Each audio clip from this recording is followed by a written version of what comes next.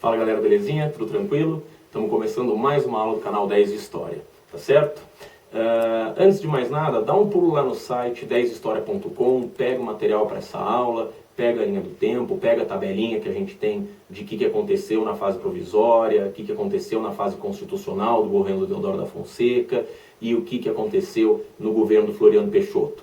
Tudo bem? Tem lá a tabelinha, tem linha do tempo e tem também exercício, não deixa de fazer exercício. Tá bom? Bom, eu acabei de dizer, né? O tema da aula é República da Espada.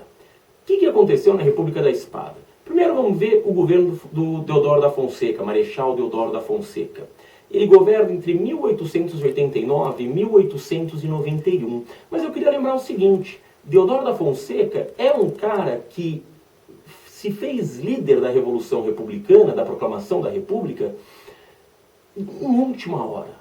Quer dizer, o cara não era republicano, ele não era a longa data defensor do Partido Republicano, defensor da República e tal. Ele foi a maior parte da vida dele monarquista. Ele nem gostava muito desse papo de democracia, de discussão, de política, ele achava isso uma perda de tempo tremenda, né? Até por isso ele tinha um pensamento positivista. Dá uma olhada no outro vídeo, o primeiro vídeo de República da Espada, né, para ver o que é positivista. Ele tinha um pensamento positivista que acreditava muito fortemente na hierarquia, que acreditava muito fortemente na concentração de poder, avesso, portanto, à democracia. Por isso o governo dele funciona muito melhor na fase provisória do que na fase constitucional. Olha só, na fase provisória, o governo do Marechal Deodoro da Fonseca acontece a partir de decretos. Ou seja, ele é um cara que vai governar a partir de decretos-lei. Como assim, Vitor?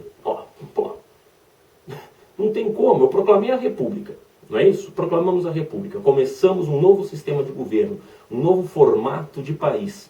Só que assim que eu proclamo a República, eu tenho uma Constituição da monarquia. Os juízes, né, do Poder Judiciário são todos atendendo preceitos da monarquia. Os deputados são da monarquia, os senadores são da monarquia. Todas as instituições do governo, do Estado, são monárquicas. Então a primeira coisa que ele faz ao proclamar a República, ou no movimento republicano, é a seguinte: galerinha, todas as instituições imperiais estão canceladas, não existem mais, nós vamos ter que começar tudo do zero. E a partir daí começa a se desenvolver um novo país. Só que você precisa ter lei, você precisa fazer lei para ter um novo país, senão não tem como. Só que para ter lei você precisa ter congresso, só que não tem congresso. Então eu espero primeiro ter congresso para depois ter lei, e nesse vazio, que lei que a gente segue?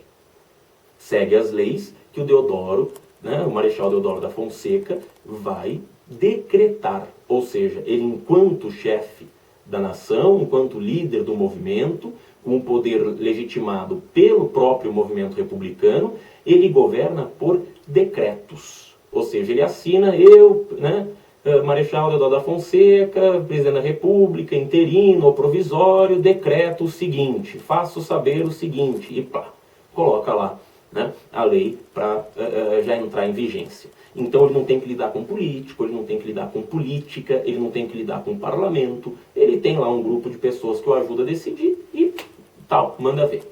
Tudo bem? Primeira coisa que ele faz, ou uma das primeiras, né, não está em ordem cronológica das ações, mas uma das primeiras coisas, separação entre Estado e Igreja. O John Locke já dizia lá no final do século XVII, começo do século XVIII, a função da Igreja é cuidar da vida da pessoa após a morte. Então a Igreja vai legislar após a morte. Então tudo que aconteceu depois que você morrer é responsabilidade da Igreja. Agora, tudo que acontece com você até você morrer é responsabilidade do Estado. Então o Estado tem que cuidar das leis e a Igreja tem que cuidar da vida após a morte. Então não vamos confundir uma coisa com outra. Casamento, existe casamento civil perante o Estado. Ah, mas eu sou muito religioso, preciso que Deus reconheça meu casamento, porque quando eu morrer... Ops, é para quando morrer? Então aí você vai falar com a Igreja. Sacou? Sacou? Ah, quero transmitir minha herança. Ops, transmitir herança é aqui na terra. Belezinha? Vamos lá no cartório fazer testamento. Vamos lá no cartório atestar que você de fato morreu. Entendeu? Ah, quero salvar minha alma no céu e tal. Quer ser batizado? Vai lá na igreja. Ah, mas eu preciso registrar meu filho porque ele é meu descendente. Ops, vai lá no cartório. Então você separa. Separação entre a igreja e o Estado. Então aparece certidão de nascimento, casamento civil, essas coisas todas. Outro elemento do governo provisório. Nós tínhamos, né, um enorme contingente, um enorme número de imigrantes no Brasil. Desde 1847 a gente está recebendo sistematicamente imigrantes no Brasil. Né? Sistema de colonato, sistema de parceria, né? Imigração ao longo de todo o Segundo Reinado. E aí? Esses caras são o quê? São imigrantes, tudo bem. Mas eles são o quê? Italianos, alemães, suíços, portugueses, espanhóis? Ou eles são brasileiros, de origem italiana, de origem suíça, de origem alemã, de origem espanhola, ou seja, de onde ele veio? Esses caras, eles eram estrangeiros, eles eram imigrantes, não tinham direitos, não eram cidadãos brasileiros. Como nós tínhamos um processo de embranquecer a população brasileira, como a gente tinha uma vontade tremenda por parte do Estado de disfarçar que a população brasileira é negra, de disfarçar que a população brasileira é de origem africana, como a gente queria embranquecer o país, a gente que eu digo, o Estado, não eu, né? O Estado brasileiro naquele momento tinha essa intenção, a gente vai reconhecer a cidadania a todos esses imigrantes. Então, a chamada grande naturalização. Todos os imigrantes são convidados a se naturalizar brasileiro. Essa é a intenção da grande naturalização. Então, né, separação entre igreja e Estado, grande naturalização e convocação para uma Assembleia Constituinte. Ora, eu preciso fazer Constituição. Os cafeicultores, por exemplo, que apoiaram o processo republicano, a Revolução Republicana, vão dizer, escuta, mas eu quero participar disso aí, quando que vai ter a votação? Então ele convoca eleições para uma Assembleia Constituinte. Deodoro convoca eleições para uma Assembleia Constituinte. O que isso significa? Vamos votar, né? Vamos votar para deputados, para que os deputados escrevam uma Constituição. Qual que é a diferença do Congresso brasileiro hoje para uma Assembleia Constituinte? A Assembleia Constituinte tem a função de escrever a Constituição, uma Constituição. E o Congresso, hoje, ele tem o dever de atualizar essa Constituição. Mas já existe uma Constituição, a gente apenas a atualiza hoje, criando novas leis, novas emendas constitucionais. Tudo bem? Agora, do ponto de vista econômico, o governo do Marechal Floriano Peixoto, ou melhor, o governo do Marechal Deodoro da Fonseca, né, do ponto de vista econômico, o governo do Marechal Deodoro da Fonseca vai cometer uma das maiores bobagens que já aconteceram na economia nacional. Ele vai fazer uma política chamada, que vai ter o apelido, né, de encilhamento. Ele vai promover uma política que vai receber o apelido de encilhamento. Encilhar um cavalo, né, encilhar, quer dizer, você vai pegar um cavalo, vai colocar todas as ferramentas, todos os artigos ali no cavalo para ele correr, né, então cabresto e tal, né, e aí vai colocar esse cavalo naquele guichezinho de largada. Sabe aquele guichê de largada? Sabe quando você senta no controle da televisão e cai naquele canal Jockey? Você já viu o canal Jockey? Né? Eu sempre que eu sento no controle, eu nunca descubro que um filme bom está passando. Sempre eu descubro que está começando uma corrida. É impressionante. Então, nesse canal, a gente vê muitas vezes a corrida de cavalo começando, não é isso? Que tem aquelas casinhas onde os cavalos são encilhados, onde eles são colocados. O encilhamento vai receber esse nome, a política do encilhamento vai receber esse nome, porque a zica vai ser tão grande, a tragédia é tão grande, que todo mundo corre para o banco, né, e entra nesses guichezinhos assim para sacar o seu dinheiro, para vender as ações, enfim, para evitar que a crise contamine o seu dinheiro. Então é por isso que é a política do encilhamento. Claro que o Deodoro da Fonseca e o Rui Barbosa, que era o ministro responsável por essa política, claro que a intenção deles não era essa. Qual que era a intenção? A intenção é que o país se industrializasse. Como assim? Bom, a gente não tinha praticamente indústria no Brasil. Lembra da Era Mauá? Né? Mas a gente não tinha praticamente indústria no Brasil. A gente tinha um monte de latifúndio. Então, para industrializar o Brasil, o Rui Barbosa diz o seguinte: bicho, eu vou pegar dinheiro, vou colocar dinheiro na mão das pessoas, né?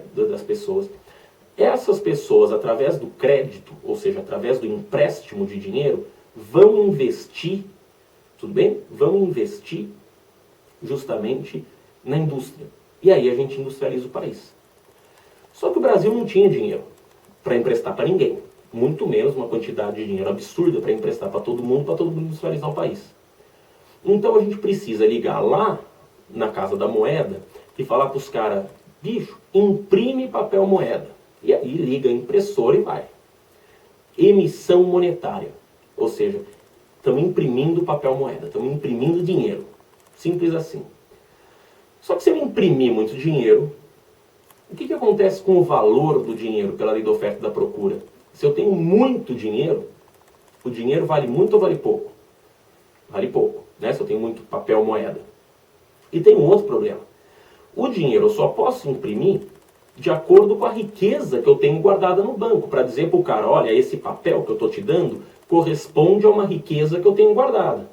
Se eu imprimir muito dinheiro e não aumentei a riqueza, o dinheiro representa cada vez menos a riqueza que eu tenho guardada no banco. Não é isso?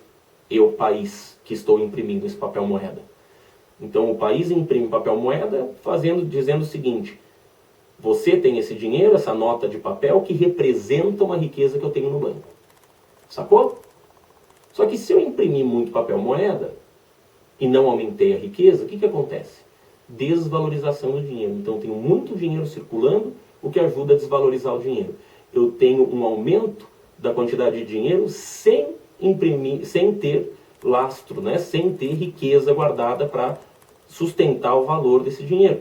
Resultado, o dinheiro não vale nada. Se o dinheiro não vale nada, bicho, o que acontece? Inflação. O preço das coisas aumenta. Tudo bem? E ficou tão fácil abrir uma empresa que qualquer um abriu uma empresa. Ia lá, abria empresa, pegava um dinheiro emprestado, vendia as ações dessa empresa lá na Bolsa de Valores, mas no fim das contas acabava não fazendo a empresa. Então eu registro a empresa em cartório, pego o dinheiro emprestado, mas não construo efetivamente a empresa, entendeu? É que nem você desenhar a empresa num pedaço de papel e falar, tem uma empresa. Você não tem empresa, tem um desenho da empresa, tem um papel que a empresa existe, mas a empresa não está de pé, a construção, você não contratou nenhum empregado. Entendeu? Então o Rui Barbosa conseguiu emprestar um monte de dinheiro, facilitar a abertura de empresas, as pessoas pegaram o dinheiro emprestado, abriram as empresas de papel, venderam papel, né? Venderam as ações dessa empresa na Bolsa de Valores e não construíram a empresa, não contrataram ninguém. Ou seja, para além de inflação, eu tenho especulação financeira na Bolsa de Valores. Isso causa o caos na economia brasileira. O caos. Porque o dinheiro não vale nada, as empresas não valem nada, a Bolsa de Valores não vale nada, os bancos que emprestaram dinheiro não vão ter esse dinheiro de volta. Um horror absoluto.